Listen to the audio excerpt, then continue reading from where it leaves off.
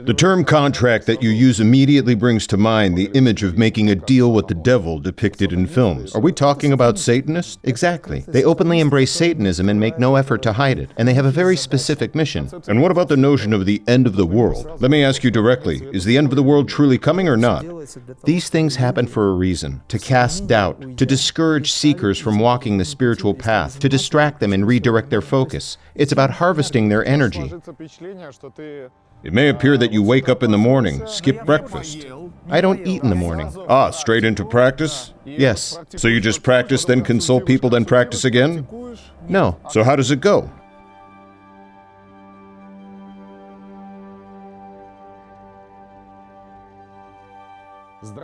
Hello, dear friends. Once again, we find ourselves in this lovely space, continuing the conversation. This is not a traditional interview, but a new approach to sharing that emerged quite spontaneously out of a friendly dialogue. And this is a crucial element. I'm not an interviewer. I'm a friend voicing the questions that people have left in the comments. This discussion is more of a dialogue between two friends, a genuine sharing of thoughts. Today I'm going to fulfill a promise I made. We are recording this episode to address your questions from the comments. I have carefully collected them and will bring them to Master during this discussion. To begin with, I'd like to ask you about a phenomenon that has become quite widespread of late, the trend of online hating and so-called haters. As I read through feedback, comments, and online discussions relating to you personally, I can't help but wonder, what truly motivates these people? To me, there's a clear difference between critics and haters. Here is how I've come to define it for myself. A critic is someone who has genuine understanding of the subject matter. And if we consider critics of the caliber of Belinsky, for example, their aim is to contribute, to improve the quality of someone's creative work, or to help others understand it more deeply. Haters, on the other hand, seem to have an entirely different motivation. So who are haters? Why do they hate? And why is this kind of negativity becoming so prevalent? Well, there's certainly a lot of negativity around these days, and that's largely because people are under various kinds of influence: informational influence, energy informational influence. These are fashionable terms now, but even the so-called haters don't seem to really understand what they mean. What does it mean? What does that word even represent? It's a label that can be used to justify almost anything. Many people simply go through life without knowing why they live or how they live. Now, speaking of criticism, I believe a true critic must above all be objective. That's essential. A critic should be able to approach a subject with depth and understanding. True criticism is a far cry from cretinism. To me, a critic is someone well-versed and deeply engaged. As you mentioned earlier, figures like Belinsky and others, they were exceptional individuals. That unfortunately cannot be said of many who pass for critics these days. Most of them know nothing about the subject itself, relying entirely on their personal biases. And I feel sorry for them, for the malfunction of their neural pathways, many of which seem to run along the same unchanging tracks. These people lack a sense or an understanding of their life purpose, of the essence of love, attitudes, and creativity, as well as how to avoid ruining their own lives, let alone those of others. As for the personality speaking now, named Imram, I must say that I don't pay much attention to such attacks. And as you know, over the years we have made a point of not reacting to them. These people are simply seeking attention. It's quite transparent.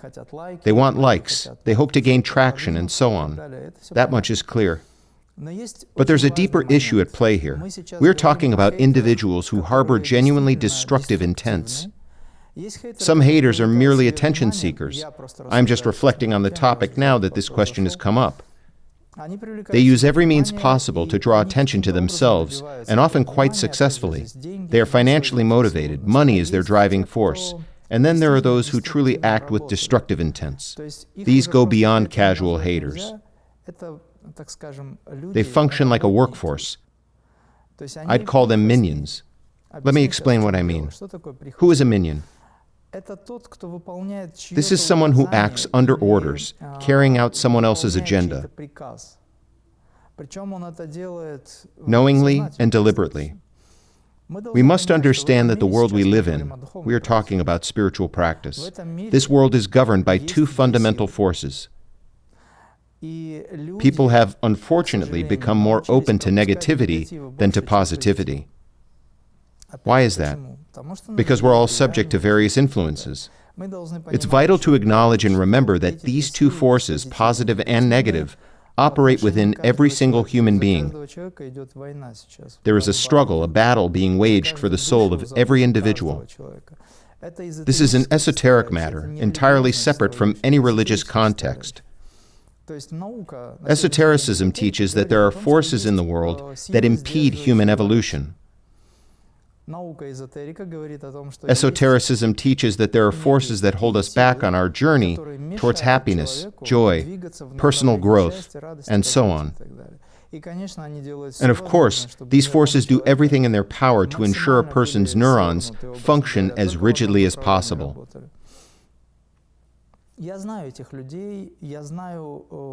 I know such people, those who have sold themselves. There are individuals who have, in effect, signed a contract, selling their soul. Their subtle spiritual heart center has vanished. Strictly speaking, it becomes difficult to call such individuals human in the truest sense of the word, because to be human is to possess a heart and at least some capacity for love. But in these cases, nothing remains after the contract is signed. These individuals try to function according to someone's agenda, but it will ultimately come to nothing. That much is certain. From an esoteric standpoint, the forces of light will inevitably restore the balance and compensate for the disruption. Nonetheless, their intent to hinder progress and disrupt the spiritual awakening of millions remains unmistakably clear. As they strive to do this, they burden their karma with an immensely heavy weight. The term contract that you use immediately brings to mind the image of making a deal with the devil depicted in films. Are we talking about Satanists? Exactly. They openly embrace Satanism and make no effort to hide it. And they have a very specific mission, to lead a certain number of individuals astray. They themselves have already been corrupted. Tragically, many of them are young, strikingly young. What do you feel? Does such a shift change something within you? I mean, a seminar with 300 participants and one with 1,300 bring different experiences, don't they? Energy remains the same. But physically, the strain is greater. Spiritually, the responsibility increases, as does the depth of commitment. What fills me with the deepest joy, however, is witnessing people awakening. Despite all the hatred and the attempts to mislead by those who either understand nothing or are merely carrying out someone else's will, often while in a state of possession. And still the tide is turning. More and more people are seeking the light. And this is a profoundly good thing. For within the field of accumulated energy, spiritual power arises effortlessly. The larger the gathering, the greater the spiritual power generated.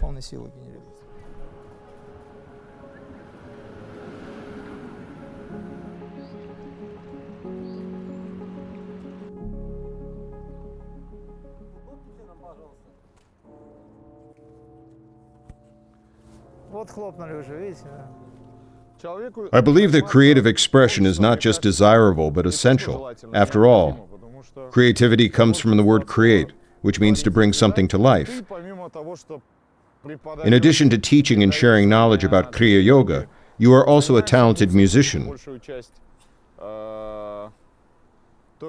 Much of the music you offer to the world is spiritual. Your concerts consist of bhajans and mantras. Yet alongside these, you also compose original music. Yes, That too is a form of creativity.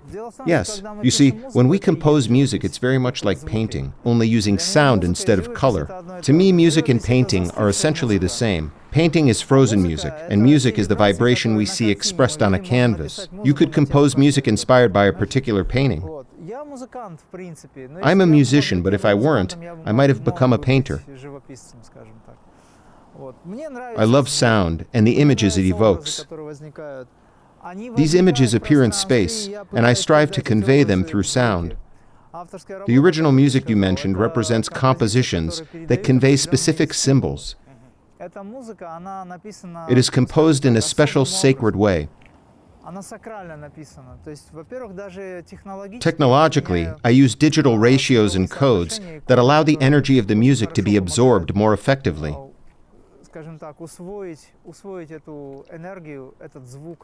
This sound has an impact on consciousness, and people notice this influence as well. This sound doesn't act forcefully or intrusively. Rather, it gently integrates into the structure of cellular consciousness, beyond the melody itself and the underlying narrative. Much of today's mainstream music is designed to attract likes, gain plays, and generate income. So we can't call it music. Indeed, it's crafted for the stomach's sake. Highly likely. This music may soothe the lower energy centers, but it adds no creativity to one's life. Sadly, this is the prevailing trend, though people are gradually turning away from it. Such music, I believe, cannot endure. People won't enjoy it for long. They evolve, and ultimately they evolve towards something higher. Many believe now that humanity is heading towards collapse, that morality is in decline. You and I have discussed this topic from time to time, and I know that your perspective is quite different. You say that consciousness is evolving despite everything. Of course, people were made to believe the idea you have just described. People live in a perpetual state of hypnosis. I've said it before in one of my lectures. People must learn to dehypnotize themselves. All of you must dehypnotize yourselves. We are continually bombarded with concepts and beliefs. When someone speaks ill of a master, that too is an attempt to shape perception. Would you call that a negative influence? Absolutely. And what about the notion of the end of the world? Let me ask you directly, is the end of the world truly coming or not? The old world is fading away. Karma is being burned off. Those who walk the path of light are now gathering merit, while those who follow the path of darkness, I have to make this distinction. True masters, those who have attained the state of unity, exist beyond the realm of duality. To them, light and darkness are simply two forces. They exist above such polarities. However, in the context of everyday social life, one must operate within duality and abide by its laws. Among those who hold positions of power, for instance, are individuals who have entirely lost connection with their soul, and others whose soul remains but lies buried so deep that the personality has taken full control. Metaphorically speaking, these people are far from the light. Naturally, it will be extremely difficult for them to resolve, to burn their karma. Yet the general pattern is clear. The more darkness attempts to assert itself, the more light rises in response. So for every action, there's an equal and opposite reaction. Consider the law of displacement. Do you remember it? A body submerged in water displaces an equal volume. The greater the presence of light, the greater its power. And darkness, in trying to impose its will, ultimately creates the conditions for more light to emerge. That's why we are seeing a growing number of people drawn to spiritual practice. At the same time, you continue to compose music. We can't call it classical music, as it has quite a modern character. Indeed, it does. Are you keeping an eye on modern trends in music or video production? To be honest, very little. I hardly have the time. More importantly, I've come to realize that when I compose, I prefer not to expose myself too much to what's already out there. I try to avoid any form of unconscious borrowing. The less I listen to contemporary performers, the easier it is for me to create music. I have no desire to replicate others' works, nor do I have the right to claim them as my own. Sometimes it happens unintentionally, so I try not to expose myself to it. That said, now and then my daughter shares something for me to listen to, or you do. Yes, I often share music with you. So yes, I do keep up with what's current. But again, to what end? From a musical perspective, I like to observe new sounds and explore opportunities. That in itself has value. Here's the question. Is attending a seminar or retreat enough, or are there further practices for those who are truly dedicated? In other words, for those who have already completed a seminar, gone through a retreat, learnt the practices, and reached the 7th stage of Kriya Yoga, what comes next? A retreat in real life. Because ultimately, what's the goal? To transform consciousness.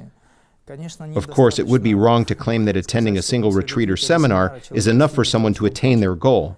I can't say that, although we have witnessed such cases. Lahiri Mahasaya, for instance, had a disciple who, after receiving his very first Kriya lesson, took a single breath and was instantly lifted into the state of samadhi. He must have been profoundly prepared, perhaps in his previous lifetime. If I were to encounter someone like that, I would dance with joy. Have you met such people? Yes, they do exist. Do they? But after they emerged from such states, they had to learn to reach them again without assistance. A state may arise spontaneously, but after that, one seeks to recreate that experience. People need to practice. I say need, but of course each individual decides for themselves whether they need it or not. But ideally, one's life itself should become a form of continuous Kriya practice. People attend seminars and retreats, and from time to time, return to refresh their knowledge, to deepen their understanding. It's like rereading the same book over and over. Each time you absorb it on a deeper level. Every source of knowledge, after all, contains 7 sublevels. You read something today and understand it one way. Later, as your mind evolves, as your experience grows, you return to that same passage, and it reveals something entirely new. And so it goes, deeper and deeper.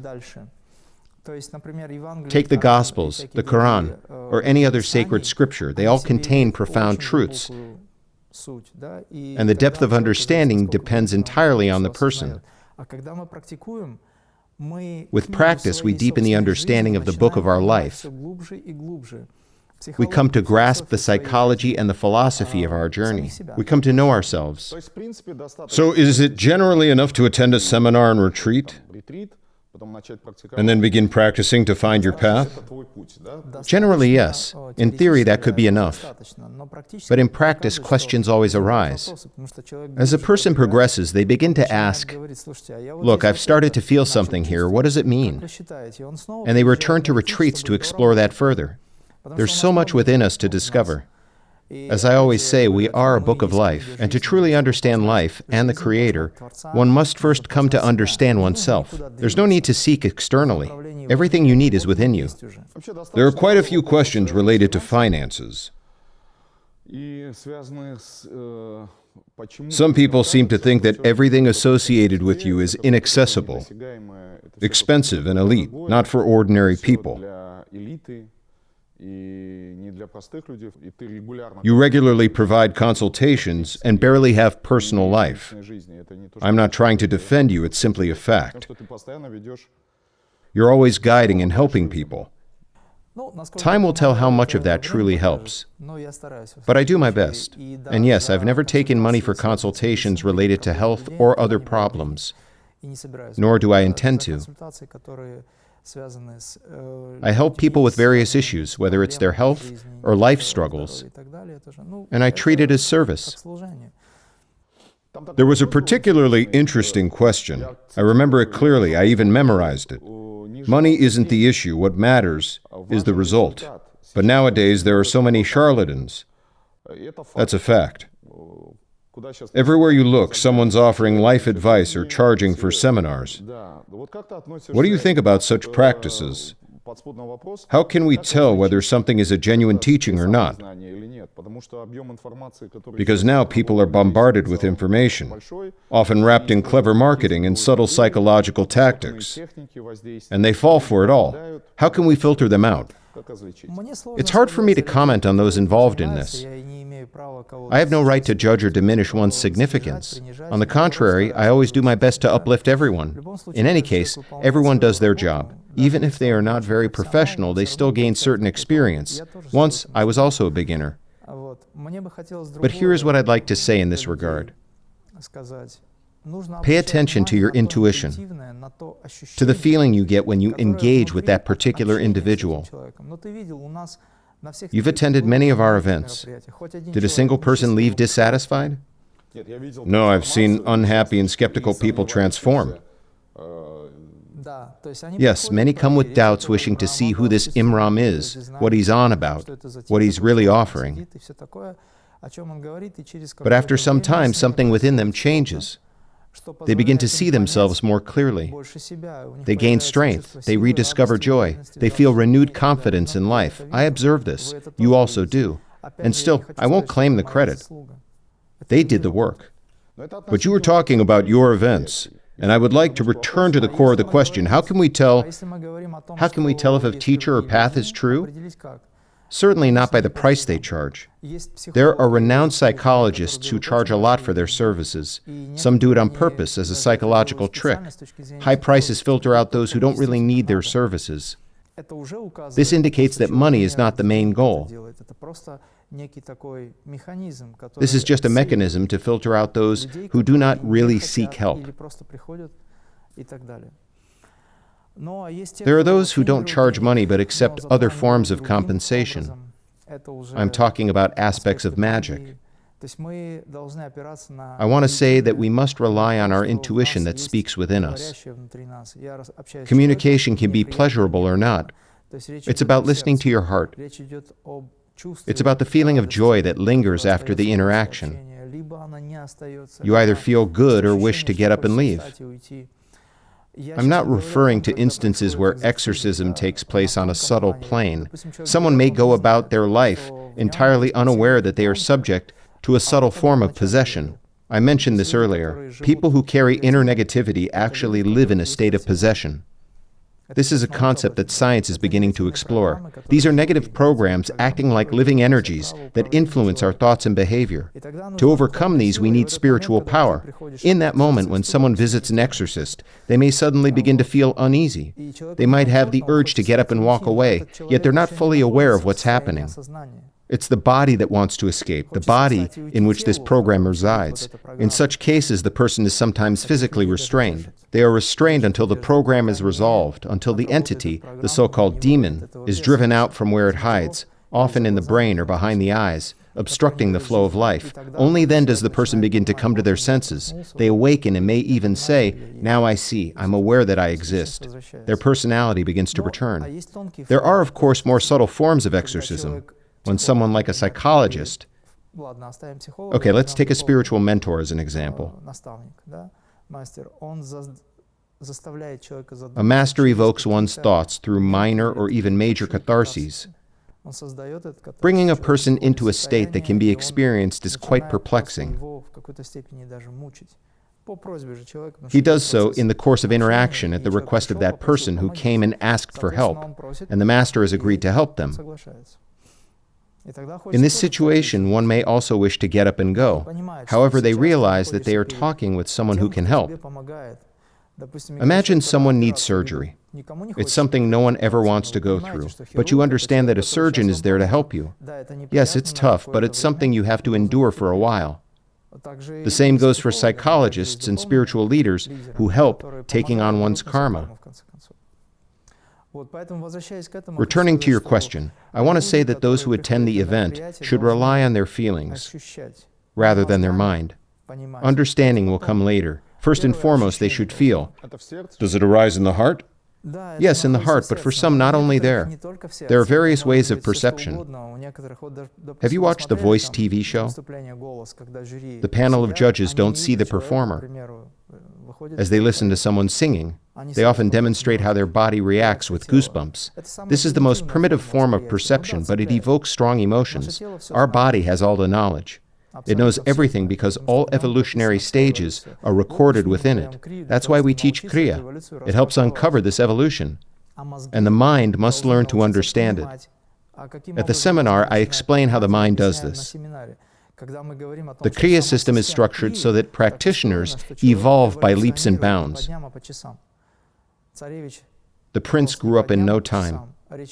This is about self-development and the perception of one's selfhood that evolves into the perception of one's essence. Neural networks play a crucial role here.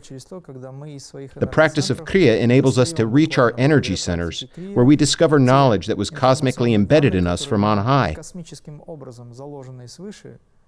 and can manifest.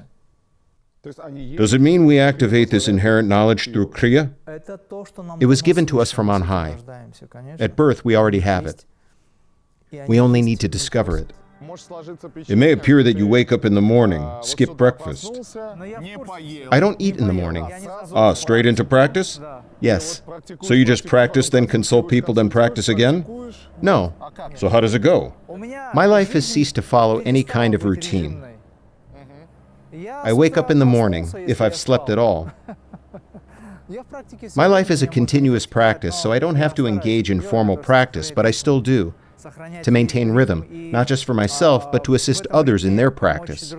Because when I practice, others practice too. That's how it works. In the morning, I begin with a special warm-up, a kind of energizing gymnastics. Is it really that special? Yes, it's also a kind of strength training. I'm experimenting with new techniques. Ah, yes, I know those unusual exercises of yours that no one else seems able to do. Well, Or are they? yes, some people can. I'm currently experimenting on myself. I find it interesting. Actually, the question was different. Yes, I don't eat breakfast or lunch. How does your day unfold? My day is entirely devoted to practice. I spend 24 hours working with space, spiritualizing material nature. I receive a large number of calls, messages, questions, and I try to respond to all of them. Organizational matters, of course. If time allows, I return to my practice. Then my wife says, "You're not planning to eat again, are you?" And I reply, "I will, when I can, when I finally get a quiet moment." Well, yes, I see. But honestly, I don't mind. For example, today, I got up, practiced, worked with my body, and now we're here having this conversation. Later, once we finished filming, we'll probably eat something. Maybe around 6, 7, or even 8 in the evening.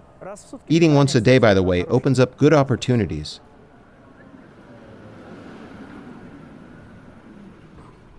You once mentioned it's possible to practice even during... Right now. Really?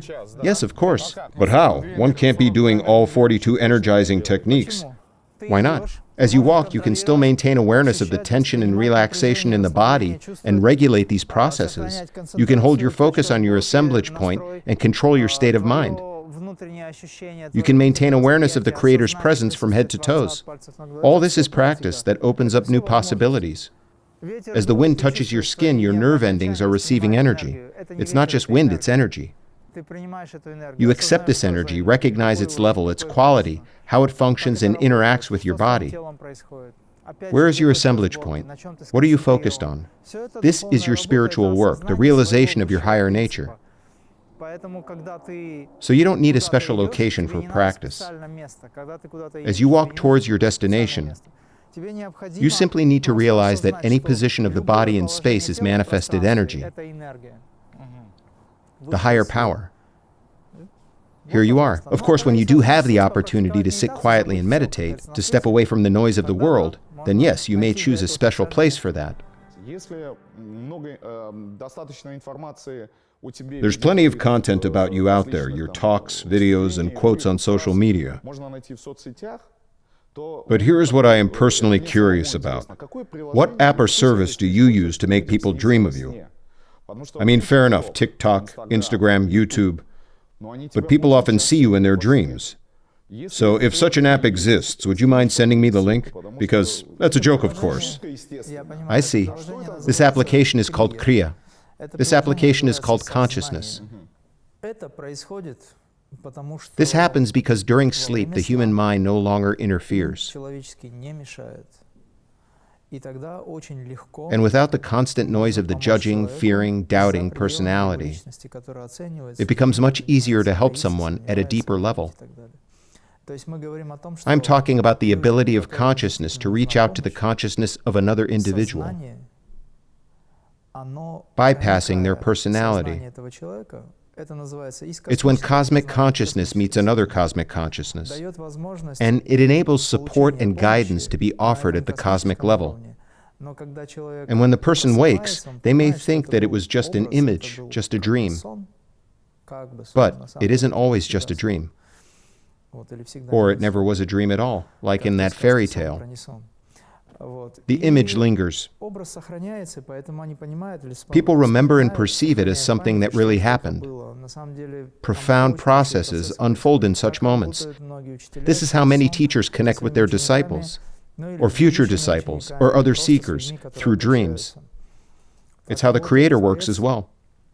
And really, it's not about the image of Imram. It's about the cosmic energy that operates regardless. Whether Ilyas or Imram or someone else connects to it, whether he recognizes it as such, that's a secondary detail. Our goal is to become aware of our universal nature, to awaken to our higher self. And when that happens, distance will cease to exist. You'll feel united with the world around you. These are souls, not personalities, that seek assistance. However, souls utilize their personalities as a means to reach out to the higher for help. They call for help. At the level of superconsciousness, there is no distance between the soul and the spirit.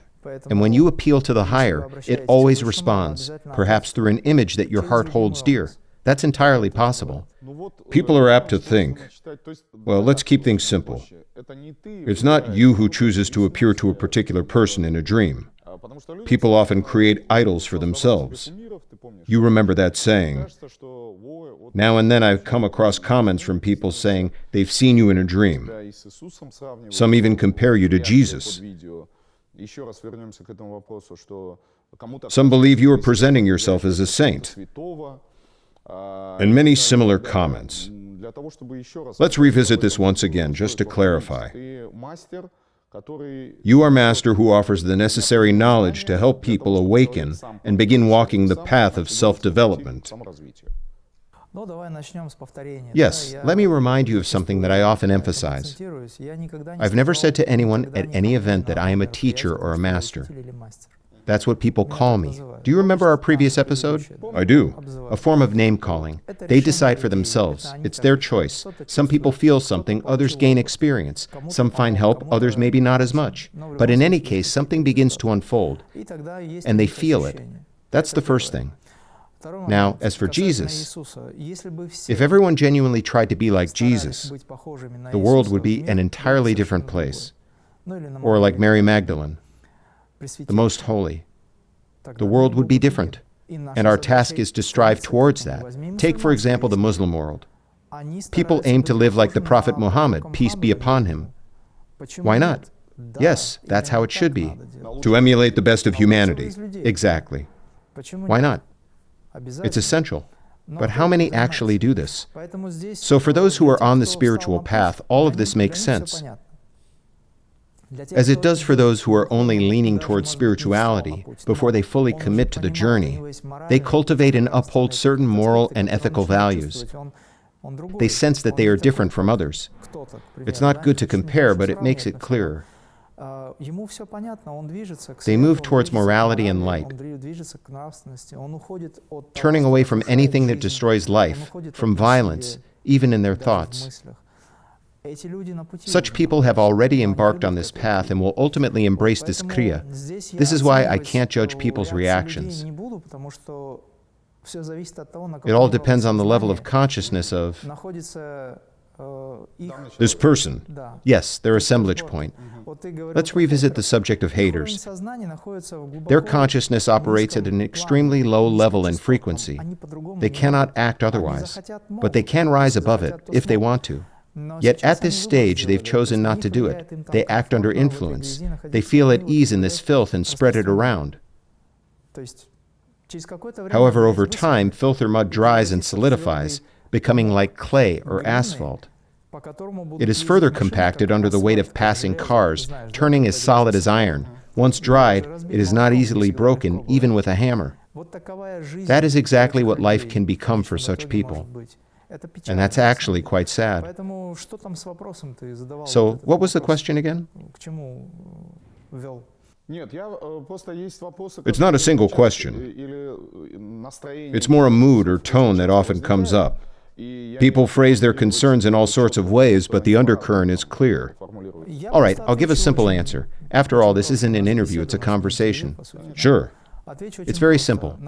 Be where you are. That's my advice. Be where you are. But if you don't like where you are, then leave. And to leave, you need knowledge. The root of all problems is ignorance. I don't mean that as an insult to anyone. I'm just sharing this for the broadcast. People suffer because they lack knowledge. People are ignorant. Consider the situation where they criticized Sai Baba despite never having seen him. This is just an example. He is a spiritual leader revered across the universe. People who had never seen him, never spent time in his presence, began to criticize him in TV reports and shows. They didn't understand what they were doing. And in doing so, they took karma upon themselves. And that's a heavy, dangerous thing. Burning that karma later, that's a painful road. But we could show some understanding, couldn't we? Why should we? Yes, I agree with you. But they're shaped by their spiritual traditions, by dogmas, trapped in the prisons of their own worldviews. If they err sincerely, God will always help them. Spiritual leaders always forgive. They give people a second chance. But then there are those who act consciously in the wrong. I have called them minions. Got it. They work under demonic influence, just performers. Such people are working off a heavy karma, or they will do so during their lifetime. Because they stand against spirituality. They stand against the evolution of the universe. In essence, they go into opposition. It's sad to witness all of this. However, I want to say that, in a way, these people act as catalysts. They trigger mechanisms that lead to even greater spiritual growth. In some sense, they deserve praise. Sometimes I even say they are like your coaches because a coach pushes you. What kind of person they are, well, that's their problem. But they create favorable conditions for you to train and achieve high results. So, all this darkness. Nowadays, those who have not yet embraced Advaita often categorize worldly powers as either darkness or light. After all, we are discussing this life. But this does not apply to people who do it unconsciously, right? For example, one person might start to idealize you, or idolize you, from the word idol. Yes. Another person reading such messages feels irritated by them. Sure. And a wave of unconscious negativity arises. The question is, why irritation? Why don't they feel more neutral? Why irritation? Because this is what resides within them. We are all mirrors to each other. Sai Baba once said, "I am your universal mirror. In me you see what you really are." So, if a person wants, a saint is neutral. I'm not talking about myself, no. I'm talking about saints. They are neutral. When you come close to a saint, I've experienced this myself. They are more than just humans. What is hidden within you begins to surface and reveal itself. And you think, oh, there's so much more work to be done. Therefore, do not idealize. I constantly emphasize that my teaching is millions of times more important than the person delivering it, than myself. Absolutely. The focus should never be on me. It's not about me at all. I live by this. And this exists within every person. I perceive all events in my life as the divine will. I observe what happens through the lens of my will, taking an active part in it, and understanding that it is vital for the transformation of space. Wherever we go, extraordinary events unfold. We observe them closely. We communicate with people. For example, just yesterday we took a walk along a clearly defined route. We met people who said, "We know you." We talked, and it evolved into a brief consultation, a meaningful conversation. They were happy, and we walked on. It's important for people. Some things are created by God Himself, and we are just echoing them. Here's a situation. Someone begins to practice, and everyone around them, family, friends, colleagues, seem to be going in a different direction. This person begins to transform. Their lifestyle shifts and their life starts to change. Before long, they're perceived as the odd one out. They suddenly stop eating meat. They quit smoking and drinking. It's like they've joined a cult. Yes, they're swiftly labeled a fanatic. Yet these people around them are not strangers. They are deeply loved. So what's to be done? How can one stay committed to their practice without distancing from those they love? Continue to love, continue to serve. Service in this context means genuine care without expecting anything in return. Don't try to heal them. Don't attempt to impose your worldview. That only breeds resistance. Focus on cultivating spiritual magnetism. At first, you may encounter friction. People may try to involve you in a conflict or convince you that you're on the wrong path. But with understanding, patience, and love, simply continue to fulfill your dharma, your duty and responsibilities towards your family. That is enough. Things will naturally align through practice. It all begins like a test, but in time, things will shift. Your loved ones will begin to change too. Eventually, they'll catch up. You just have to give it time. I look at you. You're dressed quite modestly. Are the brands well-known names? I don't know a single brand. But you're wearing a gold ring. A gold ring, yes. Yes, this ring. It helps people assimilate the knowledge I share more easily. It's connected to the influence of Jupiter, which exerts pressure on people. This ring? Jupiter is the planet of the guru. It's the guru of all planets. And here we have a sapphire. This ring, what some now call a ring of power, is crafted according to astrological principles. There are certain symbols on it. It helps people absorb knowledge and neutralizes certain programs. Of course, it's not about the ring itself, it's about consciousness. But the ring serves as a sort of transmission. It neutralizes certain programs that get in the way. And it helps me as well. Because when I begin to open up fully in communication, it can become uncomfortable for others. This ring softens that. Physically uncomfortable. So the ring softens it. That's really the only reason. I've only been wearing it for a few years. Does it work? People say yes. Even you asked about it. Do you feel a difference when you wear it versus when you don't? I find it uncomfortable on my finger. I always want to take it off, but I wear it to make things easier for others. I'm not particularly fond of such things. If I were to have a preference for something... You're talking about decoration, but what about its function? So what bothers you? For example, when I practice martial arts or demonstrate exercises, I have to take it off. The ring may hinder the execution of certain grips and specific movements. But do you feel that the sapphire, the stone itself, works? Yes, we know astrology has an effect on people. There. I was attempting to steer our conversation towards astrology, and as always, you helped us get there. Masters control their astrology, or they live in harmony with it. If it leads them towards their goal, one that the master has set up for himself, the master decides how to respond to their astrological influences, whether to move on, take certain actions, practice and transform their consciousness to confront negative tendencies. A master has that capacity. Ordinary people don't. Or rather, they potentially do, but they don't use it. In astrology, there's a concept called upaya, a remedy to soften a planet's negative influence. This ring, in that sense, is an upaya for others. It softens certain effects.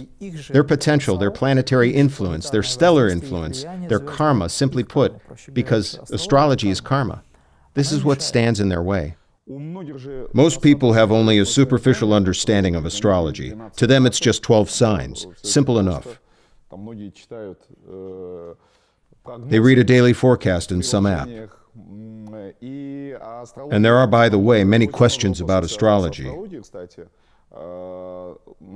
It's actually quite a serious science. For many, I'm sure this conversation has suddenly connected astrology, the stone, the ring, the sapphire. And what you've said here raises even more questions.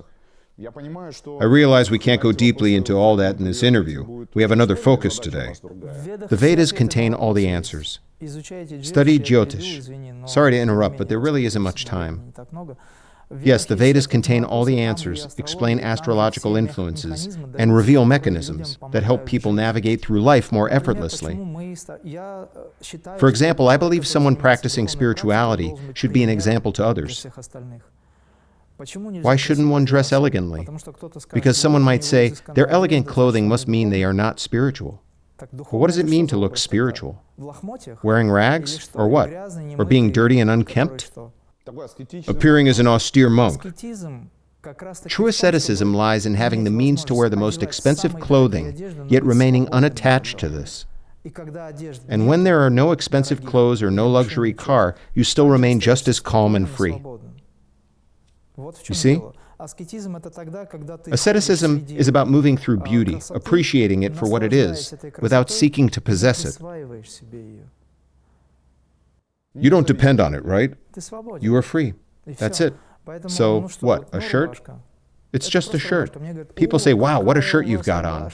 I reply, it's just a shirt. They say, well, yes, it's just a shirt. Maybe they just want to please you. Well, I can see their real intentions. Given how often you move about, one could say you've seen a fair number of countries and visited all sorts of interesting places. You love the mountains, but in general, which countries resonate with you most? Where do you feel comfortable? I understand that you feel at ease wherever you are and don't focus on any specific location. You're right. I'm generally comfortable everywhere. Well, maybe there is a place that is more comfortable or more interesting? Perhaps in terms of vibrations, places like India resonate more with me. Maybe Nepal. However, I do not seek comfort in the conventional sense of the word. Wherever I am, I feel calm and comfortable. Most people seek out environments that make their bodies feel good. Sunshine, pleasant conversation, good food, and so on. But for me, those concerns no longer hold much significance. I go where I need to be, driven by the necessity of spiritual transformation, whether my own transformation, when I need to nurture something within myself, or that of other people. That's why whenever I am invited, I go. But now with so many people, it's more convenient for me to bring them together in one place. Before, I visited them. In Moscow? In Moscow and other cities, even other countries, it doesn't really matter. Did you ever think of establishing your own yoga center? It's recorded in the space of my being, in my astrological chart. There will be 4 or 5 of them across the world, but I'm not focused on that right now. Because people all over the world need to evolve their consciousness. I already mentioned that in a very short time, one can reach profound levels of awareness, approaching their own inner sanctity and attaining cosmic consciousness. People are striving for this. As space changes, so do people's desires and needs. The time for all of this is approaching, sooner than it might seem. Why is it that someone suffering from a grave illness, enduring personal torment, and bringing pain to their loved ones, cannot simply choose to depart this life? A painful question. Yet one we encounter all too often. It is the reality of our daily lives. We have no right to leave this world before completing the entrusted tasks. To leave this life prematurely is in essence to reject God, expressed through the suffering we seek to escape. This may sound extreme, but it is important to recognize that leaving life equates to rejecting the Creator who granted us life. We do not have the right to do this. I'm going to say something that may sound a bit harsh. People who allow themselves to succumb to illness without making every effort to recover and eventually die are in effect committing suicide. Alcohol and smoking can be viewed as suicide as well. Even choosing to surround oneself with harmful influences can be seen as a subtle form of suicide. Why? Because of the phenomenon of mirroring. Mirror neurons. You may have come across this term. Yes. We unconsciously reflect what we're surrounded by. Ordinary individuals are not aware of how this works. In such a state, people absorb negative energy and information. This principle, in fact, lies at the heart of how the world is governed. So leaving this world, one must do everything within their power to overcome it, to accept this disease and comprehend it. One must do everything within their power to heal. They can seek guidance from God, commit to self-development and self-healing, or pursue medical treatment. They can find doctors or healers. They must do all they can to avoid being a burden. Prevention is crucial in this respect. This is why I say, don't wait for the universe to propel you into action. Be proactive. And of course, no one should choose to die simply to avoid burdening their family. That is entangled with family karma. We are meant to care for one another. Through such care, we gain personal experience. We learn compassion. We nurture unconditional love. There are, of course, situations in which people feel torn. For example, a close relative, a mother or father, is gravely ill. That person understandably wants to live their own life. Yet it becomes impossible to do so because the sick relative requires their constant attention. This cultivates the correct attitude.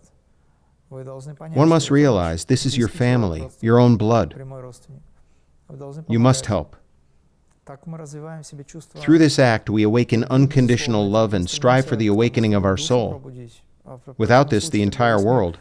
Sadly, today, it is all too common for people to place their aging parents in care homes or to distance themselves in other ways.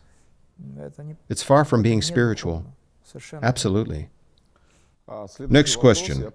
I'll go a bit more quickly now. What should one do when pursuing their passion or creative work, yet things just aren't going right? When the outcome doesn't align with the inner vision, when you feel disappointed or dissatisfied with the result of your efforts. It's an attachment to results that will lead to punishment. The key is to engage fully in the process. Immerse yourself in the process that should lead to the desired outcome.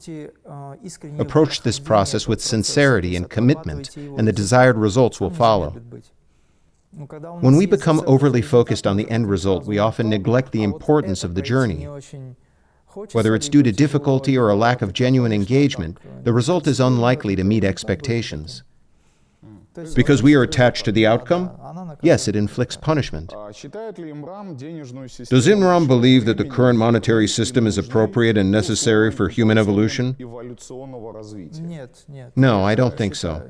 The system as we know it was introduced long ago by priests, in the Middle Ages or even earlier. But human relationships today are fundamentally different. They are not governed by financial constructs. We connect with one another heart to heart, spirit to spirit, and consciousness to consciousness. This imposed system has become firmly established. Many people, as you mentioned at the beginning of this discussion, tend to say things like, "Look at him, he's wealthy, he visits exclusive places," and so on. But such attitudes reveal a deeper issue. For many, money has become far more important than spiritual growth. And what about cryptocurrency? Bitcoin is rising. Ethereum. Ethereum, yes. I view it as an alternative to traditional money. That's my perspective, though I don't explore the subject in great detail. Is it a good alternative or a good one? Okay. It serves as a counterbalance to the financial corporations that have enslaved the world economy.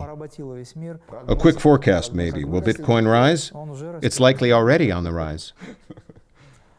It will grow in tandem with the growth of human spirituality. Seriously? Sure. You see a connection? Everything is interconnected. When collective spirituality increases, what tends to happen? Have you ever noticed when crises unfold? When there is a need to break down or halt something that is counterproductive. Such moments trigger certain fluctuations. For example, a surge in the dollar rate or other events can be used to divert people from their own selves to this so-called problem.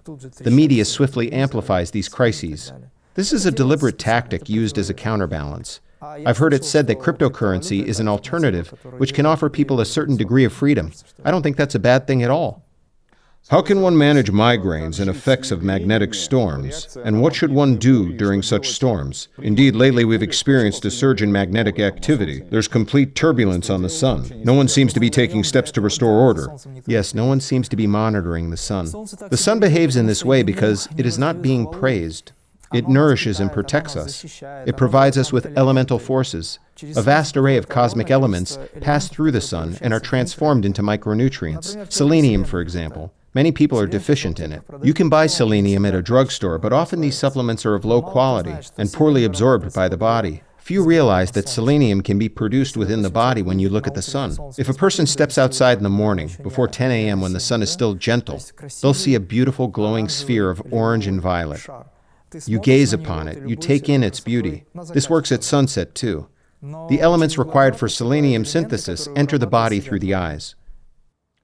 Is this advice for managing migraines? This is simply one example of how essential the sun is to us. It's important to clarify it for our viewers. Magnetic storms are generally viewed in a negative light. Well, let's look at it from another angle. If the media were to present magnetic storms as fascinating phenomena that aid in human development, describing them as beneficial elements arriving on Earth in abundance, would people still react negatively? At least not to the extent they do now. The only reaction would come from the body unable to handle the overload. However, they magnify the negativity by saying, "This is dangerous, people with heart conditions will suffer, and migraine sufferers will be affected," and so on. Why? Because people are being programmed. I've spoken about this several times before. The sun is often referred to as the eye of God, the source of all life on earth, and it works solely for our good. Should we then ignore the news? We should develop ourselves in a way that allows us to calmly accept the radiation that these storms bring. That's why I offer body energization techniques. Through Kriya practices, we energize our bodies, preparing ourselves to endure the universal forces sent for our growth. But how? When a person does nothing, what happens? There appears someone who pushes them, saying, "Get up and move, now." Consider a father who administers corporal punishment to his son. Why does he do it? To discipline him. These are extreme examples. Years later, the now adult son might say, "Corporal punishment has its merits. I could have turned out worse," pointing to someone else as a reference. We need it for... This is how the universe steps in to propel us into action. Without such prodding, people might spend their lives lounging in cafes doing nothing, figuratively speaking, or scrolling endlessly online. Hence magnetic storms, cyclones, hurricanes, other forces. Natural influences. Yes, I'm talking about external, natural, non-artificial influences. All of them are meant to awaken consciousness, help people, and ultimately cleanse the space.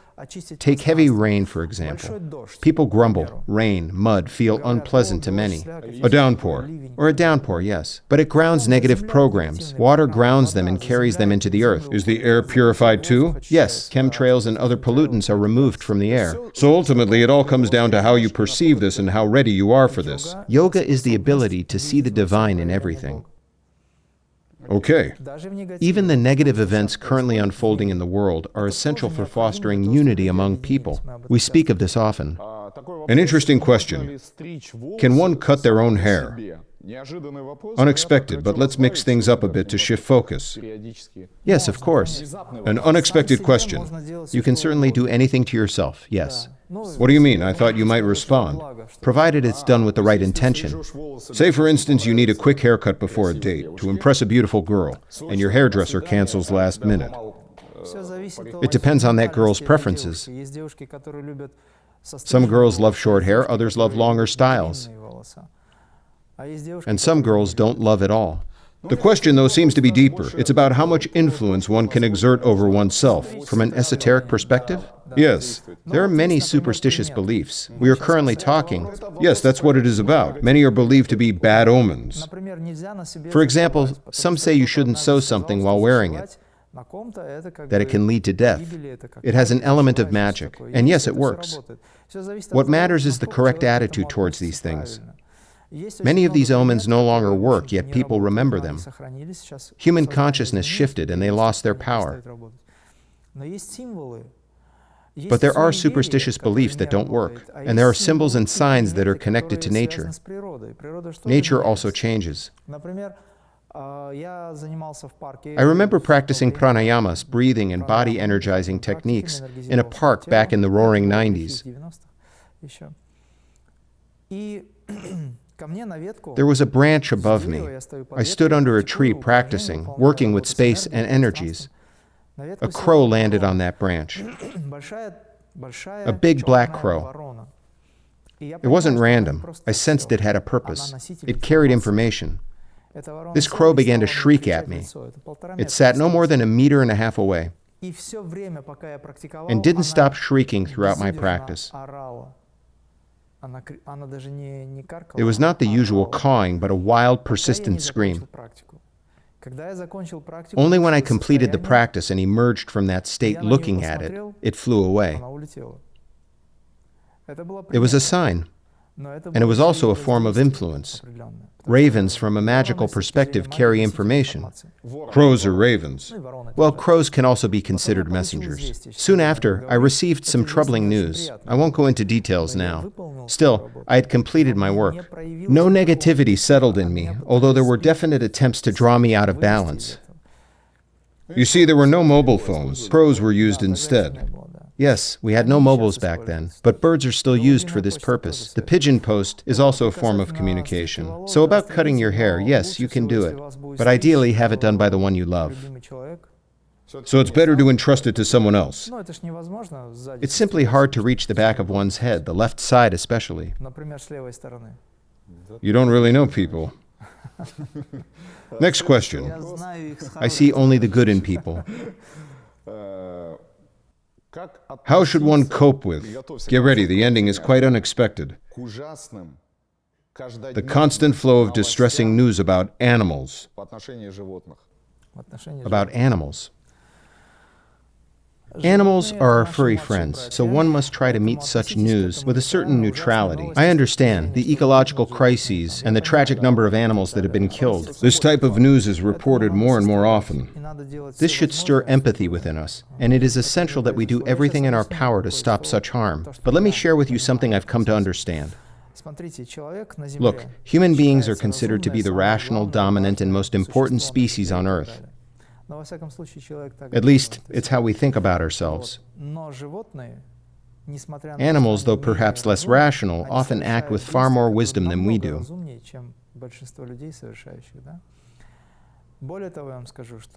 Moreover, the mass death of animals is a form of sacrifice. They die to ease the burden of humanity.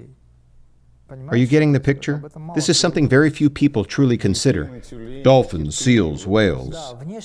Yes, outwardly we can witness an ecological collapse. Our seas and lands are being poisoned. Animals are dying, they are being poisoned. Much of that is caused by corporations.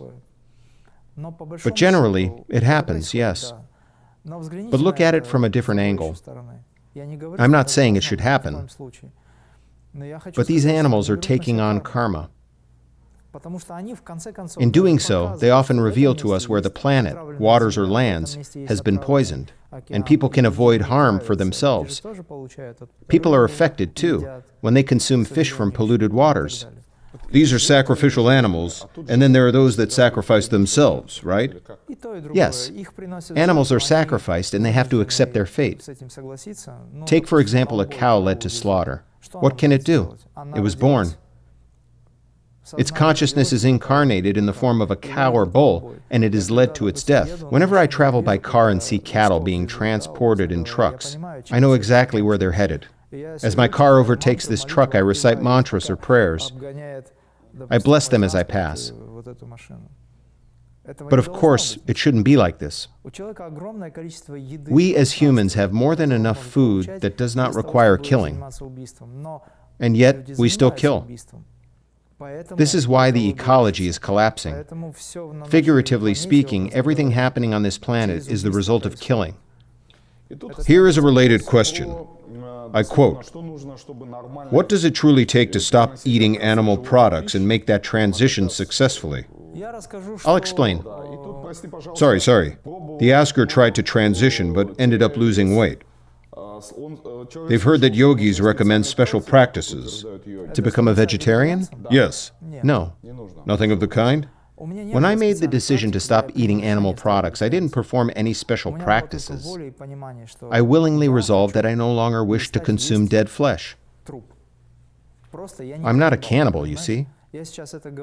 I know I may be putting this rather bluntly, especially from the viewpoint of those who do eat meat. But I say it not to judge or criticize others for their choices. This is a personal matter. But people must realize that they consume post-mortem poison. An animal is slaughtered, it dies. A dead body ceases to be nourishing. It's important to understand. Each person must come to this realization independently. I don't want to put pressure on anyone. Just think about what you eat. We are what we think, and we are what we eat. I'm talking about an ordinary state. All it takes to embrace vegetarianism is awareness, a clear understanding of what's truly taking place. That's what we're exploring, how the food we consume affects us. So what actually happens with the body when we eat meat? Independent U.S. researchers have studied this phenomenon. I mention American scientists deliberately, as some might dismiss Russian studies. It's what they now say about American scientists, though. I'm talking about respected authorities. A simple YouTube search for harm of meat can reveal well-documented evidence. The problem is that in today's world, spiritual leaders lack authority. This is how things are designed by the same corporations. Got it. There are truly intelligent individuals, well-educated people,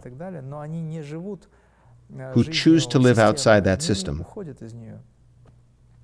Many move on to become healers of both body and soul. They are not regarded as authorities because they lack formal positions within conventional medical institutions. Yet they possess profound knowledge. I'm talking about scientists whose research is widely acknowledged and clearly demonstrates the effects of meat on the human body, shown in actual video footage. These processes have been filmed. What happens to the blood when someone drinks coffee? What happens to the blood after we consume sugar in its usual form? We need some sugar, but not in such destructive forms. Why exactly this form? Why yeasts? Where did they come from? Who introduced them? What's their origin? Or why was this form of yeasts brought from Austria and Germany just before the war? We didn't use this form prior to that. Before, yeast had been made from natural plants. But now it contains two types of accumulator acid. What's the purpose? My electrolyte balance doesn't require them. On a related note, I've often heard, many times in fact, that once someone begins practicing Kriya, meat naturally drops out of their diet. Yes. Why does this happen? It's common because the person's vibrational frequency begins to rise. As this frequency increases, our bodies begin to vibrate differently. Postmortem poisons emit low-frequency vibrations. This causes a dissonance. As one's vibrations elevate, the brain starts to function differently. Consciousness begins to awaken. A lot of people stopped eating meat after attending a seminar. During the seminar, not a single word was spoken about giving up meat. We never mention this. We just don't have time to discuss these matters. We simply show practices. Participants give up smoking. They never touch a cigarette afterwards. Even if they don't give it up immediately, they realize it simply doesn't work anymore. Then try one last cigarette. You know, there are many misconceptions about vegetarianism and plant-based diets. Like you won't feel full without meat. I've heard this said many times. I've even taken dedicated meat eaters to vegetarian cafes. Yes, you mentioned that giving up meat has led to weight loss. Yes. But doctors officially conclude that meat doesn't contribute to weight gain. It's actually carbohydrates that convert into fats, not meat, leading to excess weight and obesity. Meat, on the contrary, doesn't have this effect. Highlanders, for example, may appear thin or gaunt, but that doesn't equate to good health. Weight gain doesn't work in a way many assume. Even though meat can give the sensation of being full, let me explain. The stomach walls have their programs. When you eat a piece of meat, it stays in the stomach for a long time because it's difficult to digest. It doesn't get fully absorbed. Instead, it sits there for a while, before moving through the intestines and out of the body. And only a small amount of nutrients is actually absorbed by the body, as meat doesn't break down as easily as we might think. The stomach walls. Meat stretches the stomach walls, giving you the feeling of fullness, when in reality you're not truly nourished. The process of absorption is entirely different, let alone the programs inherent to this process. Meat accelerates aging and leads to a kind of involution. Another point is that many people have simply never experienced delicious vegetarian cuisine. I visited you yesterday. Your wife's cooking was incredibly delicious and nourishing, wholesome and satisfying. I rarely get to enjoy her cooking. Imram, can a person's voice and its condition reveal anything about their physical health? Yes. Generally speaking, what does the voice tell us? The voice reflects the physical condition of the body and serves as an indicator of energy levels, since it is closely connected to the Vishuddha chakra. Primarily, it conveys vibrations and indicates the absence of mucus when it is healthy.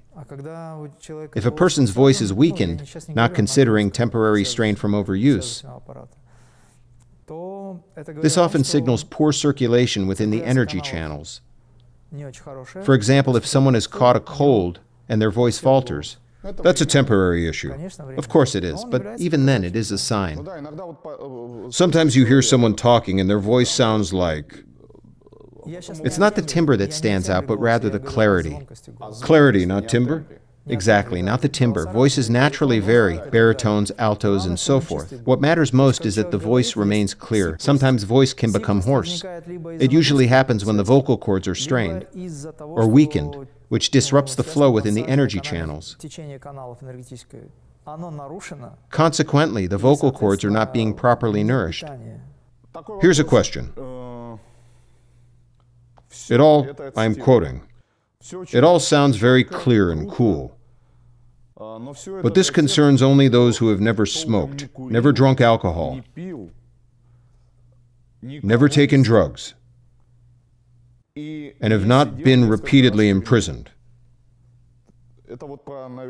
This certainly pertains to the knowledge you share, giving the impression that your teachings are for refined, pure, almost angelic people. I have known several individuals who practiced while in prison. Once, I got a call from a man who said, "Don't take this the wrong way. Don't think we're begging or anything. We're doing our time and thought we'd try our luck by reaching out to you." He asked, "Could you send us something for tea?" "Of course," I said yes. I gave them money, and I continued to do so for several years. Years. Yes, years, from time to time, on the condition that they would commit to spiritual practice. Right there in their cells, they practiced pranayamas. I'll tell you about one of them. There were a few cases. I'll share one. That person was the only one who didn't contract tuberculosis. When he was released, we met, and he continued his spiritual work. Another was recently released too, and thankfully is now working. We've met and talked about spiritual matters. I'm quite familiar with these situations. It's important to clarify, pranayama means breathing practices, right? Yes. Did the man who called and asked for help spend a long time in prison? Yes, but these are just a few examples. It's not just that they did breathing exercises. I used to give them advice. We talked about God, life, how to live rightly, and how to escape those difficult circumstances. Why did they end up there? There's always a reason. The stars didn't align, or why? And who arranges those stars? Our own actions. People must understand the law of cause and effect. As the cause, so the consequence. Your actions and intentions define the result. These people, to answer your question, this teaching is indeed for those who are or have been imprisoned, for those battling addictions or feeling powerless. It is here that we awaken their will. Then gradually a person rises to a level where they understand they are free from all addictions. They could even smoke if they wished. I never say this, but they can smoke if truly free from this addiction. Let's be open with our audience. Some of your disciples, now part of the Imram Kriya project, have drunk, smoked, and misbehaved. Virtually everyone did. And eventually it all resolves. People change. The knowledge itself transforms them. They evolve. This knowledge perfects a person naturally without force. Effort is only needed to develop and strive. We do not need to deliberately force ourselves. As you said, people come to a seminar, start practicing Kriya, and naturally lose the desire to eat meat, smoke, or drink. They simply don't want it anymore. You're not going to do things you once loved but now find shameful, are you? For example, you're not going to do that. Through your evolution, you've reached a level of understanding where you simply wouldn't do that anymore. For example, swearing. You're not going to swear now, right? Yes, you. You used to swear when among the guys, right? Now you are different. You don't want to do that anymore. When a person embarks on a spiritual path, they become different. That's all there is to it. Another question. Someone asks for permission to put an Imram Kriya sticker on the rear window of their car. The person asks for permission to put an Imram Kriya sticker on their car. And how do you feel about it? I feel neutral about it. If someone finds it inspiring or wants to attract attention in that way, it's entirely up to them. They can do it. I would only say that the Imram Kriya logo does carry a certain positive energy, radiating higher vibrations. I'll explain. The triangle, the circle, the square, these are all sacred cosmic symbols. And the point in the center, along with the letter that resembles a little dancing being. Are you trying to warn people? No. I'm simply saying that when people see it, something within them, perhaps unconsciously, recognizes it as connected with spiritual practice.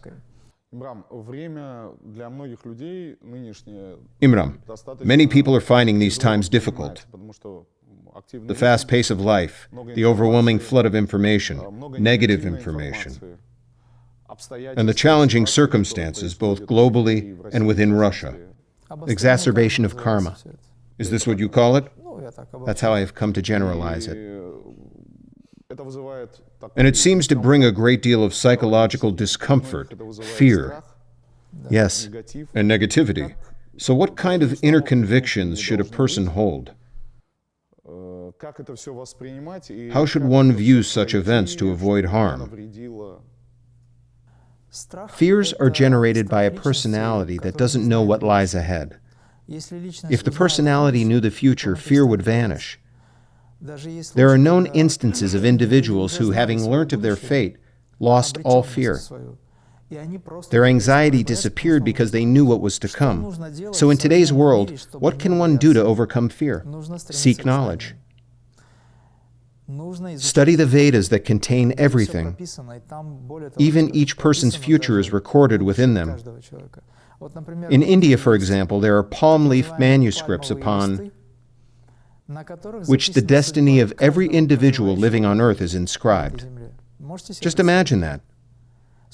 The life path of every person on earth has been recorded in numerical codes that reveal their destiny. These numerical codes contain dates, for example.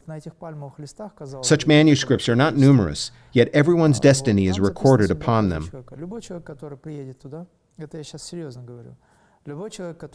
When someone visits the Brahmins in southern India and provides their name, date of birth, and ideally their time of birth, the Brahmins can reveal their future, if they choose to.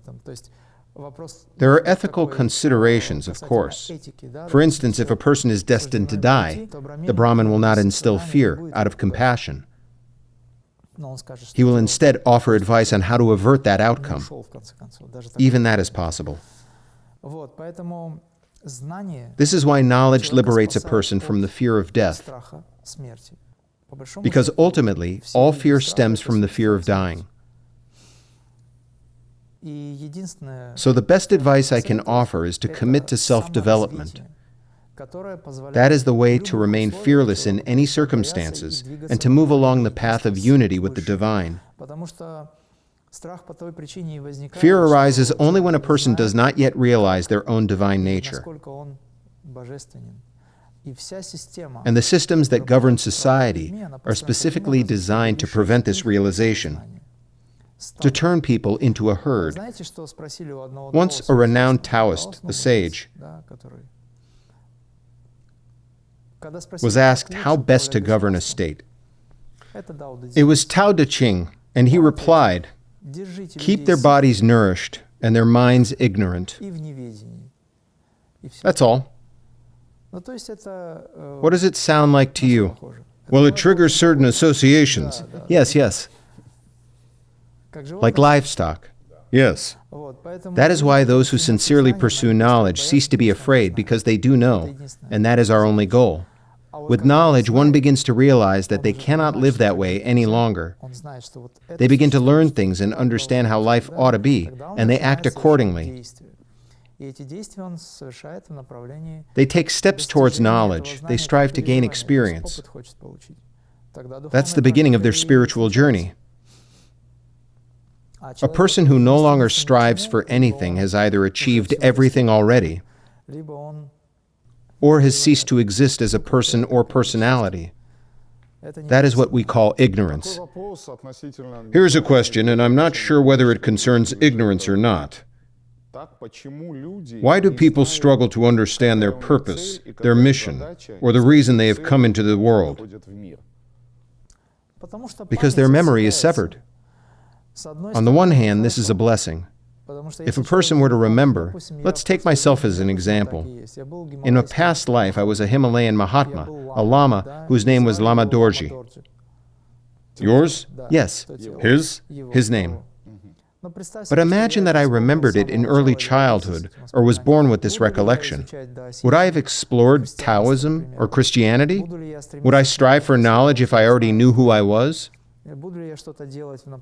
Would I put effort into exploring aspects that lead to creativity and deeper understanding? Probably not. I'd have become fixated on the identity of Lama Dorji, and that would feel sufficient. I would have simply continued practicing Buddhism, even though I had already completed that level. In this life, however, I was born without those memories, which sparks my curiosity and eagerness to explore this, that, and more. I am not fixated on the past. The issue is that people often drag the past into the present. Fear often gives rise to a cascade of what-if questions. They project their past negative experiences onto an unknown future, spoiling it even before it happens and ruining their life in the process. Our task here and now is simply to make choices about what we truly want. If you seek to understand your life's purpose, start by listening to your soul. What piques your interest? What moves your heart? Follow that path. At some point, you will realize that this pursuit naturally connects to a network of other meaningful aspects of life. For example, I'm a musician. I'm passionate about music. At first, I may seek inspiration by listening to remarkable musicians. But my soul tells me, you are meant to be a musician. That's when this journey begins. I need to create the conditions to get an instrument. I must set up circumstances where I can earn enough to afford one. So I get a job and start earning money. That's exactly what I did, by the way. I bought an expensive instrument. My first instrument after leaving the army cost 9,200 rubles. Can you imagine? In Makhachkala, where I lived back then, a two-story house with a plot of land, a so-called posh house, cost 4,000 to 6,000 rubles, and my instrument cost 9,000. Was it a Korg? No, it was a Yamaha. Yamaha. It was so expensive back then. In those days, it was nearly impossible to obtain instruments from other sources, and even this one wasn't a fully professional model. A synthesizer? A good instrument. And would you believe it? 5 or 6 or 7 years later, I couldn't even sell it for $100. I just gave it away. That's how things change. Priorities shift in the same way. If you aspire to become a doctor, for example, you must create countless conditions to become a well-rounded professional. The point is that everyone has a purpose in life, and I believe that the true purpose of life lies in becoming versatile. In the past, country doctors could handle any medical condition, but these days, an abdominal surgeon wouldn't treat someone with a headache. I'm exaggerating. Or for instance, an ENT specialist might say, "This is out of my remit, you need to see an orthopedist," or another appropriate specialist. Yet that person still studied all fields of medicine for 7 years, but became overly fixated on the chosen specialization. It's a limiting approach. I believe human versatility, and indeed our inherent divinity, is far more important. Even if you know a little about many things, that's far better than knowing everything about one subject, but being completely ignorant of the rest. There's a story that illustrates this beautifully. A Brahmin was observing a boatman who was ferrying him across a river. A storm was approaching. The boatman was a simple peasant, completely ignorant, one who couldn't read or write. The Brahmin asked, "Can you at least read?" He replied, "No, sir, I can't." The Brahmin replied, "Then you've lost half your life," and looked at him with pity. Then the storm struck. The boatman was well aware of how this would end. They were already far from the shore. The boatman anxiously asked the Brahmin, "Can you swim?" He said, "No." "Then you've lost your life." Knowledge must make one perfect in all respects. It's more than just acquiring information. Knowledge is a form of experience. If we speak elegantly, we must also be able to act accordingly. So self-development opens the opportunity to attain one's life goal and to come to know oneself in all dimensions. When one door closes, another door opens. Eventually, it will close too to give room to something greater. Those who engage in self-development and meditation begin to remember their true nature, and they multiply what they already possess. It returns to them. This happens very quickly. I know it from experience. In one of my past lives, I practiced martial arts. In this life, without warning, masters began appearing to me in dreams. Just imagine that. I didn't program myself. I didn't even think about it. Masters came to me every day in my dreams for a week, showing me secret martial arts techniques connected with energy and information. Very serious techniques not described anywhere else.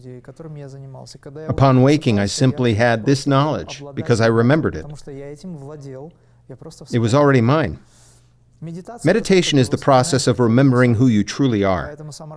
Thus, self-development must go hand in hand with outward expression.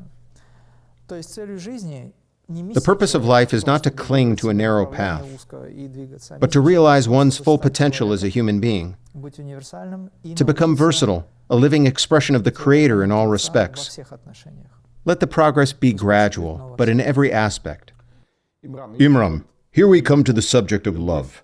Love between individuals of different levels. Love between a man and a woman leads to conception and childbirth. And this, in its essence, is something romantic, even divine. Yet human beings often reduce it to something much more basic, bringing it down to the level of the lower chakras. It's a global situation now. Yes, I understand. What we see is the exaltation of the act of conception itself, raising it to the level of a cult. In recent decades, sex has become divorced from its deeper spiritual context. It now exists as a standalone phenomenon. Yes. It's no longer about procreation.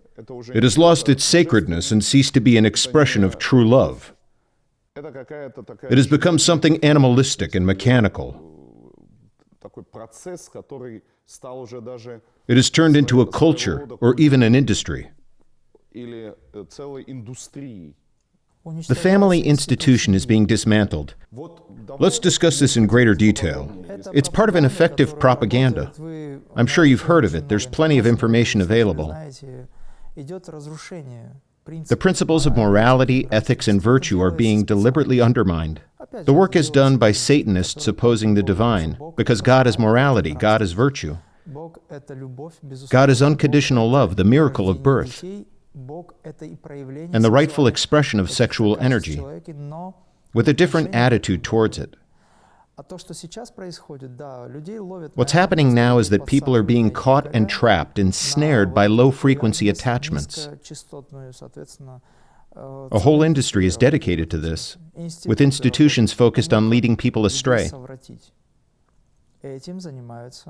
Those opposing divinity are precisely the ones who carry out this agenda. Today, people struggle to understand the reasons behind the unfolding events. A war is being waged against God. Let me clarify. I am not religious, but for me, God stands above all. There is nothing but God. A war is being waged against God, and I say this openly. Everything that happens to people, including the choices they make, is determined by the side they stand on. If a person wants to be manipulated, they permit it. If they seek to break free, they embrace spirituality and become thoughtful and self-aware through personal growth. Sorry to interrupt. There was a question related to this topic. It came from someone who already understands all this. Yes. There is a term, sexaholic. Just like an alcoholic, a person addicted to sex. He is aware of the issue, but extricating himself from it is incredibly difficult, because he is deeply enmeshed. That's precisely why I brought it up.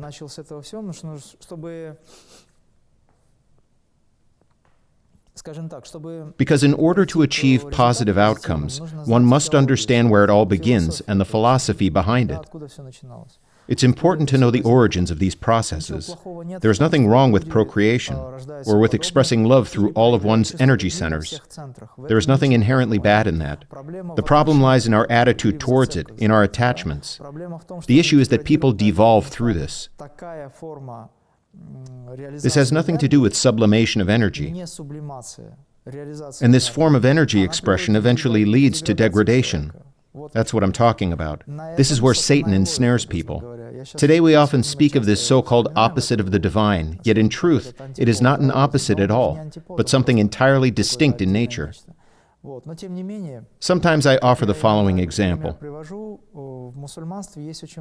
In Islam, there is a tenet without which a person cannot be called a Muslim. You see? This tenet is one of several key principles, and the most important among them. It speaks about the belief in the existence of the devil. If you don't know your enemy, you won't understand how you can be misled or defeated. But if you know your enemy exists, you can resist. This battle is internal. Sex is therefore an incredibly powerful energy capable of transformation into higher aspects. But the devil has distorted its meaning, leading people astray, anchoring them in its lowest expression and binding them there. Why? Because if people are constantly leaking energy this way, they cannot rise. They are held down. Their bodily consciousness begins to crave variety in this lower realm, which becomes a kind of hell on earth. And what about the past?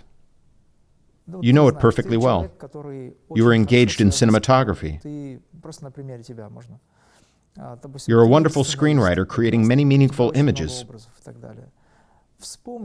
Recall the 60s and 70s. What did we see on the screen? You saw them later, of course. Films from that era. Yes, films from that era. The portrayal of relationships, those pure, innocent glances, and the sincerity with which the actors depicted our lives. The subtlety of naive romance. Indeed, naive romance. Today people laugh at such portrayals. Not everyone, of course, but many recognize that romance has all but vanished. What remains are base instincts. Soon after the porn industry emerged. Where did it come from? From customers who demanded the vulgarization of love. There was a need to lower the frequency of human energies. This was done through this industry, through diet, an extensive yet ultimately hollow variety of foods. The very nature of everything is being altered, and I'm not speaking solely of GMOs. The manipulation extends into human psychology, the publication of primitive, simplistic literature. There are specialized services nowadays. In my time, there was still a sense of romance, a certain innocence. We had no idea whether our relationships would eventually lead to something more intimate. Today, all it takes is downloading an app, registering, entering your location, and you can instantly find a partner. Everything is dissolving. I don't know where it's leading. It's falling apart. For those who do it, it's a way down. If there's a top, there's a bottom. And eventually people will exist in this bleak coexistence, until one day one of them either gives up or breaks free, because the lower they sink, the stronger the yearning to rise even higher. Zarathustra once said, "If you see someone going downhill, give them a push so that they go down faster. Thus they'll rise faster." It's how it works. Of course, we don't do it. But life sometimes does, as a paradoxical form of learning. If someone is consumed by their ego, you may let that ego expand. Eventually, this person will find it impossible to stop trying to satisfy it until it finally reaches a breaking point. This moment marks their transition to a different level, and this shift is extremely painful. Sometimes people ask me to do this, and I do. When someone trusts me and says, "If I go off the rails, give me a push." Very well, I do it. I use no physical force, no violence. The work is done through a space of consciousness, and for that, I'm grateful. Let's return to the question of the sex addict. Let me explain why. Yes. First, it's the sheer volume of related content people are exposed to. Second, it's the unconscious absorption of this information. The first reason, a person watches it. They become attached. Dopamine is released, neurons are rewired, and so on. Whether they want it or not, when they watch this content, new neural pathways form, new connections. The brain starts to live by these ideas. People need to stop watching it. They need to watch beauty instead. But to stop watching, one must first understand where this path leads, because they are destroying themselves. It's crucial to stop watching it, to stop taking in information unconsciously, to stop ingesting toxic products, because these substances contain toxins that accumulate in the body and irritate the sexual centers. Food products? Certainly. Which kind specifically? Anything that leaves behind toxic residue, meat included. Its aggressive, toxic energy is very strong. Foods created through chemical reactions and containing additives and preservative agents that stimulate the lower centers. Many people live primarily through those centers. The body's inner chemistry must be balanced and pure to facilitate inner growth.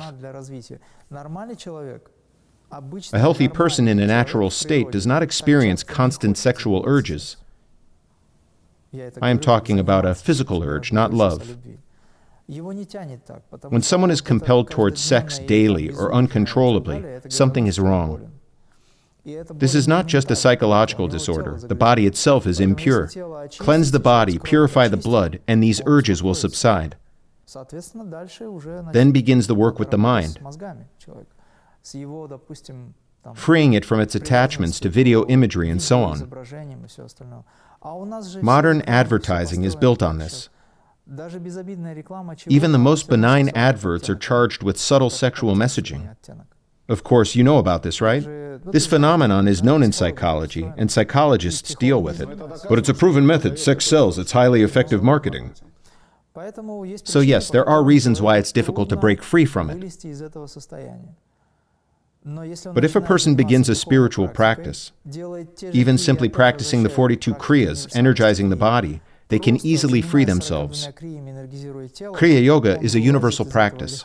They begin to develop willpower. Willpower gives rise to awareness, and awareness allows one to master such impulses. Some habits might linger, but they are no longer in control. The same applies to drug addiction. It's simply another kind of dependency. Some of our disciples overcame drug addiction through these practices. Have I answered the question? Yes, you have. Thank you. There are so many questions I'd like to ask today, and I believe this won't be our last conversation. Of course, such discussions can't go on indefinitely unless we create a dedicated channel. And nevertheless, they don't seem to end. We'll continue these discussions, and I promise our viewers and subscribers that they will become a regular occurrence. To conclude today's session, I'd like to finish on a practical note. Perhaps you could offer a recommendation, maybe a simple exercise or technique, that could help alleviate stress or anxiety fairly quickly. As we all know, stress and emotional agitation are widespread issues in today's world. Is there a straightforward method, perhaps a pranayama or a thought pattern, that people could use in such moments when negative emotions overwhelm to restore balance? All right. Do we have time? Just a few words. I'll explain why people fall into these states. There is the future and there is the past. But for human beings, both are illusions. People fear the future because they have suffered in the past. While fearing the past, people spoil their future. It destabilizes their spiritual core. The spine is like a string constantly struck.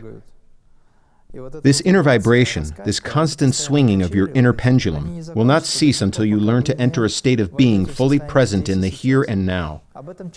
We often hear about the importance of being in the here and now. We must remain present. Yet few ever explain how to do that. The state of presence is a pause, a moment where the mind is no longer darting towards the future and lets go of the fears rooted in the past. It neither retreats into the past nor jeopardizes the future. It becomes still. And this stillness can be accessed through breath. Just yesterday, someone showed me a video.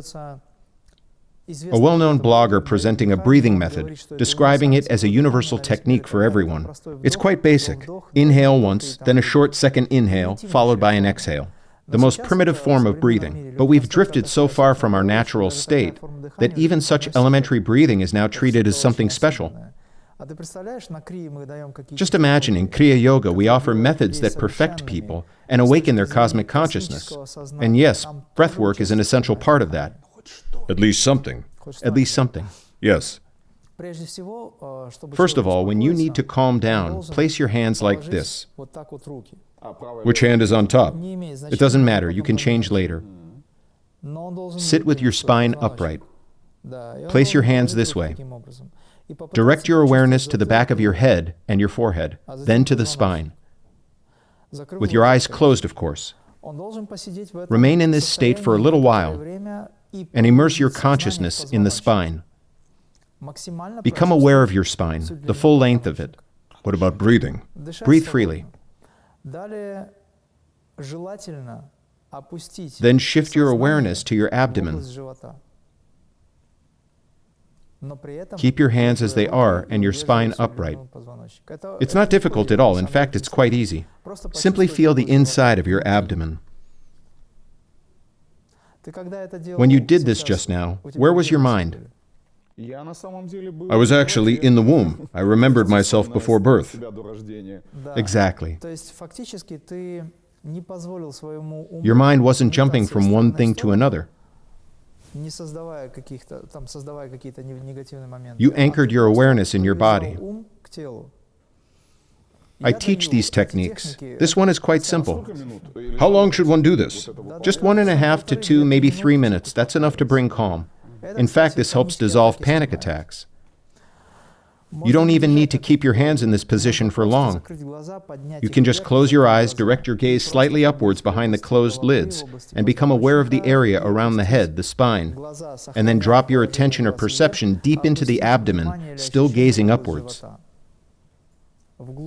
Does this help restore equilibrium? Yes, energy realigns, and the diaphragm relaxes. A tense diaphragm adds to the overall tension in the body. When the diaphragm is tense, the stomach contracts, leading to spasms, ulcers, gastritis, all stemming from internal stress. So sit upright. Eyes gently turned upwards beneath your closed eyelids. Feel your forehead, the back of the head, the spine, and your body temple. Maintain the upward gaze while sensing the abdomen and even the tailbone. This is the beginning of meditation. It's what we call entering the temple. The simplest practice. For those suffering from panic attacks, there's also this. After sitting for a while in that calm state, tense parts of the body, perhaps the arms, then slowly release the tension. Stretch, contract, release. Or engage in some simple breathing, and discomfort begins to dissolve. There's really no such illness as a panic attack. It may be labeled as a syndrome, but it's not a disease. But this condition has been classified as a disease.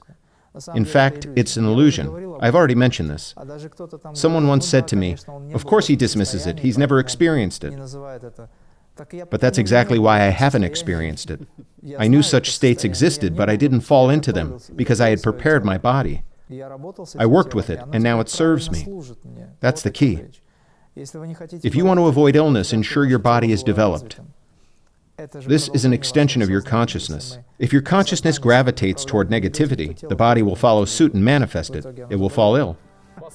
Let me ask you one final question. How do you manage to do everything you do? How do I manage it all? Time doesn't exist. When a person is fully present in what they're doing, they manage everything naturally because there's no rush. You know, I've started thinking of our conversations as a kind of series. Yes. Right now we are filming the first season, episode 3. As we walked today through the city, we also discussed some important topics. Thank you so much, not only from me, but on behalf of everyone who's found answers to their questions. And I promise we'll continue bringing your questions to Imram and finding more answers in the future. Apologies if I didn't get to your question today. Perhaps next time. Sadly, our broadcasts have time limits. Thank you very much, Imram. Wishing you all the best. Thank you very much.